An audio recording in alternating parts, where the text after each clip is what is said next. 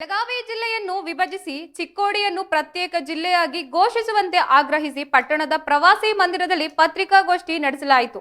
ಈ ವೇಳೆ ಮಾತನಾಡಿದ ಚಿಕ್ಕೋಡಿ ಜಿಲ್ಲಾ ಹೋರಾಟ ಸಮಿತಿಯ ಅಧ್ಯಕ್ಷ ಸಂಜು ಬಡಿಗೇರಿ ಅವರು ಬೆಳಗಾವಿ ಜಿಲ್ಲೆಯನ್ನು ವಿಭಜಿಸಿ ಚಿಕ್ಕೋಡಿಯನ್ನು ಜಿಲ್ಲೆ ಮಾಡುತ್ತೇವೆ ಎಂದು ಸುಳ್ಳು ಹೇಳುತ್ತಾ ಕಾಲಹರಣ ಮಾಡಿದ್ದು ಸಾಕು. ಈ ಬಾರಿಯ ಬಜೆಟ್ ಅಧಿವೇಶನದಲ್ಲಿ ನಮ್ಮ ಭಾಗದ ಮಂತ್ರಿಗಳು ಮತ್ತು ಶಾಸಕರು ಈ ಬಗ್ಗೆ ಗಟ್ಟಿ ಧ್ವನಿ ಎತ್ತಬೇಕು. ಇಲ್ಲದಿದ್ದರೆ ಮುಂಬರುವ ಚುನಾವಣೆಯಲ್ಲಿ ಮತದಾರರು ಸುಳ್ಳು ಹೇಳುವವರಿಗೆ ತಕ್ಕ ಪಾಠ ಕಲಿಸಲಿದ್ದಾರೆ ಎಂದು ಆಕ್ರೋಶ ವ್ಯಕ್ತಪಡಿಸಿದ್ದಾರೆ. ಸಮಾಜ ಸೇವಕ ಚಂದ್ರಕಾಂತ್ ಹುಕ್ಕೇರಿ ಮಾತನಾಡಿ, ಚುನಾವಣೆಗೆ ಮುಂಚೆ ಸಿದ್ದರಾಮಯ್ಯ, ಪ್ರಕಾಶ್ ಹುಕ್ಕೇರಿ ಮತ್ತು ಗಣೇಶ್ ಹುಕ್ಕೇರಿ ಅವರು ಚಿಕ್ಕೋಡಿಯ ಆರ್ಡಿ ಮೈದಾನದಲ್ಲಿ ನಡೆದ ಚುನಾವಣಾ ಪ್ರಚಾರ ಸಭೆಯಲ್ಲಿ ಸರ್ಕಾರ ರಚನೆಯಾದರೆ ಚಿಕ್ಕೋಡಿಯನ್ನು ಜಿಲ್ಲೆಯನ್ನಾಗಿ ಮಾಡುವ ಮೊದಲ ಕೆಲಸ ಎಂದು ಹೇಳಿದ್ದಾರೆ. 3 ವರ್ಷ ಕಳೆದರೂ ಜಿಲ್ಲೆಯ ಎಲ್ಲ ಶಾಸಕರ ಸಭೆ ನಡೆಸಿ ಜಿಲ್ಲೆ ಮಾಡುತ್ತೇವೆ ಎಂದು ಸುಳ್ಳು ಹೇಳಲಾಗುತ್ತಿದೆ. ನುಡಿದಂತೆ ನಡೆಯುವ ಸರ್ಕಾರವಾಗಿದ್ದರೆ ಕೂಡಲೇ ಬಜೆಟ್ ಅಧಿವೇಶನದಲ್ಲಿ ಚಿಕ್ಕೋಡಿಯನ್ನ ಜಿಲ್ಲೆಯಾಗಿ ಘೋಷಿಸಬೇಕು ಎಂದು ಒತ್ತಾಯಿಸಿದ್ದಾರೆ. ಚಿಕ್ಕೋಡಿ ಜಿಲ್ಲಾ ಹೋರಾಟ ಸಮಿತಿಯ ಉಪಾಧ್ಯಕ್ಷ ಚಂದ್ರಶೇಖರ್ ಅರ್ಭಾವಿ ಮಾತನಾಡಿ, ಆರೋಗ್ಯ, ಶಿಕ್ಷಣ ಮತ್ತು ಉದ್ಯೋಗ ಕ್ಷೇತ್ರಗಳಲ್ಲಿ ಸಮೃದ್ಧಿ ಇದ್ದರೆ ರಾಜ್ಯದ ಅಭಿವೃದ್ಧಿ ಸಾಧ್ಯ. ಬೆಳಗಾವಿ ಜಿಲ್ಲೆ ದೊಡ್ಡದಾಗಿದ್ದು ಅನುದಾನದ ಕೊರತೆಯಿಂದ ಅಭಿವೃದ್ಧಿಗೆ ಕುಂಠಿತಗೊಂಡಿದೆ. ಕೂಡಲೇ ಬೆಳಗಾವಿ ಜಿಲ್ಲೆಯನ್ನು ವಿಭಜಿಸಿ ಚಿಕ್ಕೋಡಿಯನ್ನು ಜಿಲ್ಲೆಯಾಗಿ ಘೋಷಿಸಬೇಕು. ಇದರಿಂದ ಸಾಮಾಜಿಕ, ಆರ್ಥಿಕ ಮತ್ತು ಶೈಕ್ಷಣಿಕ ಅಭಿವೃದ್ಧಿಗೆ ಹೆಚ್ಚಿನ ಒತ್ತು ನೀಡಲು ಸಾಧ್ಯವಾಗುತ್ತದೆ ಎಂದಿದ್ದಾರೆ. ಈ ಸಂದರ್ಭದಲ್ಲಿ ಶಂಕರ್ ಅವಡಖಾನ್, ಸುನಿಲ್ ತೇರದಾಳ, ರುದ್ರಯ್ಯ ಹಿರೇಮಠ್, ಅಮೂಲ್ಯನಾವಿ, ರಫೀಕ್ ಪಠಾಣ, ರಮೇಶ್ ಡಂಗೇರ್ ಸೇರಿದಂತೆ ಇತರ ಹೋರಾಟಗಾರರು ಉಪಸ್ಥಿತರಿದ್ದರು. ಈ ಭಾಗದ ಜನ ಚಿಕ್ಕೋಡಿ ಜಿಲ್ಲಾ ಬೇಕಂತ 30 ವರ್ಷದ ಹೋರಾಟ ನಡೆದೈತಿ. ಜನಪ್ರತಿನಿಧಿಗಳು ಒತ್ತಡ ಹಾಕೋದಾಗಲಿ, ಅಧಿವೇಶನದಾಗ ನೀವು ಮಾತಾಡ್ರಿ, ಧ್ವನಿ ಎತ್ರಿ, ನೀವು ಕೇಳ್ರಿ, ಈ ಭಾಗದ ಬೇಡಿಕೆ ಇಲ್ರಿ, ಮಾಡ್ರಿ ಅಂತಲೂ ಮಾಡ್ಕೊಂಡು ಬಂದೆವು. ಆದ್ರೂ ಸರ್ಕಾರಗಳು ನಾವು ಮಾಡ್ತೇವೆ, ಸಭೆ ಕರಿತೇವೆ, ಶಾಸಕರ ಎಲ್ಲರೂ ಕೇಳ್ತೇವೆ, ಆಮೇಲೆ ಮಾಡ್ತೇವೆ ಅಂತ ಹೇಳ್ಕೊತ ಹೋಗ್ತಾರೆ.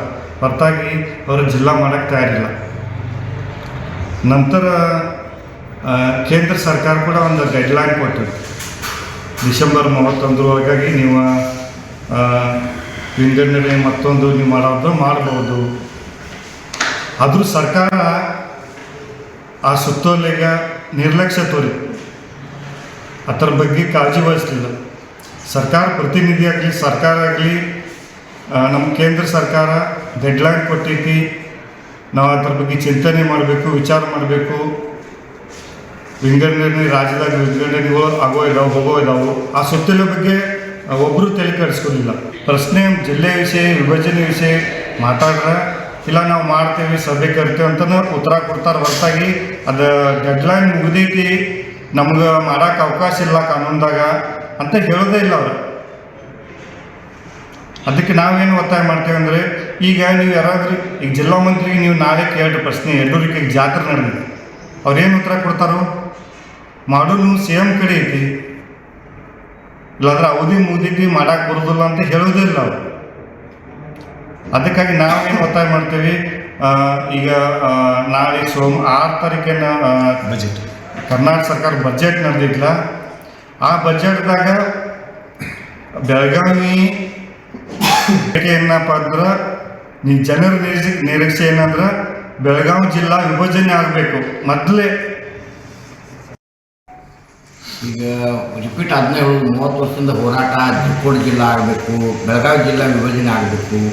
ಪ್ರತಿ ಸಲ ಅದು ಹೇಳೋದಾಗೈತಿ. ಕರ್ನಾಟಕ ರಾಜ್ಯ ಇಷ್ಟು ದೊಡ್ಡ ಜಿಲ್ಲೆ ಬೆಳಗಾವಿ ಇದ್ರೂ ಸುದ್ದ ಅದನ್ನು ವಿಭಜನೆ ಮಾಡೋಕ್ಕೆ ಯಾರ ಕೈಲಿನೂ ಆಗಕ್ತಾ ಇರಲ್ಲ, ಮತ್ತು ಆಗೋದಂತ ಯಾರು ಹೇಳೋದಿಲ್ಲ. ಯಾವ ಸರ್ಕಾರ ಬರ್ತಾವೆ, ಪ್ರತಿಯೊಂದು ಸರ್ಕಾರದವ್ರು ಹೇಳ್ತಾರೆ, ಚುನಾವಣೆಗೆ ಮುಂಚೆ ಹೇಳ್ತಾರೋ ನಮ್ಮ ಸರ್ಕಾರ ಬಂತಂದ್ರೆ ನಾವು ಜಿಲ್ಲಾ ಮಾಡ್ತೀವಿ, ನಮ್ಮ ಸರ್ಕಾರ ಬಂತಂದ್ರೆ ಜಿಲ್ಲಾ ಮಾಡ್ತೀವಿ. ಅದಕ್ಕೆ ಕಾಂಗ್ರೆಸ್ ಸರ್ಕಾರ ರೀತಿ ಆರ್ ಡಿ ಗ್ರೌಂಡ್ದಾಗ ಸ್ಪಷ್ಟವಾಗಿ ಪ್ರಕಾಶ್ ಹುಕ್ಕೇರಿ ಸಾಹೇಬರು, ಸಿದ್ದರಾಮಯ್ಯ ಸಾಹೇಬರು ಮತ್ತು ಗಣೇಶ್ ಹುಕ್ಕೇರಿ ಸಾಹೇಬರು ಸ್ಪಷ್ಟವಾಗಿ ಹೇಳಿದ್ದಕ್ಕೆ ಮೊದಲನೇ ಕೆಲಸ ನಮ್ಮ ಸರ್ಕಾರ ಬರ್ಕೊಳ್ಳಿ, ಮೊದಲನೇ ಕೆಲಸ ಚಿಕ್ಕೋಡಿ ಜಿಲ್ಲಾ ಮಾಡೋದು ಅಂತೇಳಿ. ಇವ್ರು ಚುನಾವಣೆಗೆ ಪೈಲ ವೋಟ್ ಸಲುವಾಗಿರು ಈಗ ನಮ್ಮನ್ನು ಮಾತಾಡ್ತಾರೆ. ಇವತ್ತು ಮಾಧ್ಯಮದ ಸ್ನೇಹಿತರು ಕರೆದಿರ್ತಕ್ಕಂಥ ಉದ್ದೇಶ, ಈಗಾಗಲೇ ಅಧ್ಯಕ್ಷರು ಮತ್ತು ಕಾರ್ಯದರ್ಶಿಯವರು ಸಾಕಷ್ಟು ಇದ್ರ ಬಗ್ಗೆ ವಿವರಣೆಯನ್ನು ಕೊಟ್ಟಿದ್ದಾರೆ. ಬಹುಶಃ ಯಾವುದೇ ತಾಲೂಕು, ಜಿಲ್ಲೆ, ರಾಜ್ಯಗಳಿರ್ಬೋದು, ಅಲ್ಲಿ ಮೊಟ್ಟ ಮೊದಲಾಗಿ ಬೇಕಾಗಿರ್ತಕ್ಕಂಥದ್ದು ಒಂದು ಆರೋಗ್ಯ, ಇನ್ನೊಂದು ಶಿಕ್ಷಣ. ಇವು ಎರಡು ಯಾವಾಗ ಕುಂಠಿತ ಆಗ್ತವೆ ಅವಾಗ ಪ್ರತಿಯೊಂದಕ್ಕೂ ಕೂಡ ಹಿನ್ನಡೆ ಆಗ್ತವೆ. ಇದಕ್ಕೆ ಯಾವಾಗ ಹಣಕಾಸಿನ ಕೊರತೆ ಆಗ್ತದೆ ಅಂದರೆ, ಕಳೆದ ಬೇರೆ ಬೇರೆ ರಾಜ್ಯದಲ್ಲಿ 35 ಜಿಲ್ಲೆಗಳಲ್ಲಿ ನಮ್ಮದು ಅತ್ಯಂತ ದೊಡ್ಡ ಜಿಲ್ಲೆ ಇರತಕ್ಕಂಥದ್ದು. ಯಾವುದೇ ಒಂದು ಜಿಲ್ಲೆಗೆ ಅನುದಾನವನ್ನು ಕೊಡಬೇಕಾದ್ರೆ ಇಂತಿಷ್ಟು ಅಂತ ತಿಳ್ಕೊಂಡು ಬಜೆಟ್ ಮಾಡುವಾಗ ಅದನ್ನು ಘೋಷಣೆ ಮಾಡ್ತಾರೆ. ಅಲ್ಲಿರ್ತಕ್ಕಂಥವು ಕೇವಲ 3-4 ತಾಲೂಕುಗಳಿಗೆ ಇರ್ತಕ್ಕಂಥ ಅನುದಾನ, ನಮ್ಮದು 15 ತಾಲೂಕುಗಳು ಇರ್ತಕ್ಕಂಥ ಅನುದಾನ.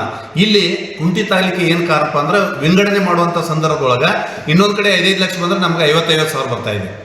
ಆ ಹಿನ್ನೆಲೆ ಒಳಗೆ ಯಾಕೆ ಬೆಳಗಾವಿ ಜಿಲ್ಲೆಯನ್ನು ವಿಭಜಿಸಿ ಚಿಕ್ಕೋಡಿ ಮತ್ತು ಗೋಕಾಕ ಸುಮಾರು 30 ವರ್ಷಗಳಿಂದ ಏನು ಒಂದು ಮಾಡಬೇಕಂತಕ್ಕಂಥ ಕೂಗಿದೆ, ಇದಕ್ಕೆ ಭಾಳಷ್ಟು ಜನ ಹಿಂದಿನ ಹಿರಿಯರು ನಾಯಕರು ಕೂಡ ಮಾಹಿತಿಯಾಗಿ ಹೋಗಿರ್ತಕ್ಕಂಥ ದಿನಮಾನಗಳು ಬಂದು ನಾವೆಲ್ಲ ನೋಡಿದ್ದೀವಿ ಈಗಾಗಲೇ.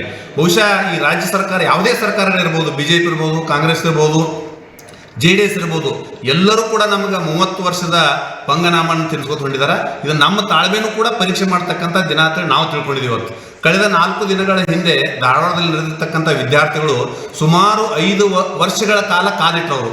ಸುಮಾರು 2.5-3 ಲಕ್ಷ ಈಗಾಗಲೇ ಎಲ್ಲ 33 ಇಲಾಖೆ ಒಳಗೆ ಖಾಲಿ ಹುದ್ದೆಗಳನ್ನು ಉಗ್ರವಾದ ಹೋರಾಟಕ್ಕೆ ಮರುದಿವಸನೇ ನೀವು ಬಜೆಟ್ ಒಳಗೆ ಘೋಷಣೆ ಮಾಡ್ತೀರಿ ಅಂದ್ರೆ ಬಹುಶಃ ಆ ರೀತಿ ಅಧ್ಯಕ್ಷ ಕಾರ್ಯದರ್ಶಿ ನಾವು ಕೂಡ ಉಗ್ರ ಹೋರಾಟಕ್ಕೆ ಇಳಿಬೇಕಾಗ್ತಾ ಇದ್ದು ನಾವು ಮನೆ ವಿದ್ಯಾರ್ಥಿಗಳ ಮಾದರಿ ನಾವು ತಿಳ್ಕೊಳ್ಬೇಕಾಗ್ತಾ ಇದೆ.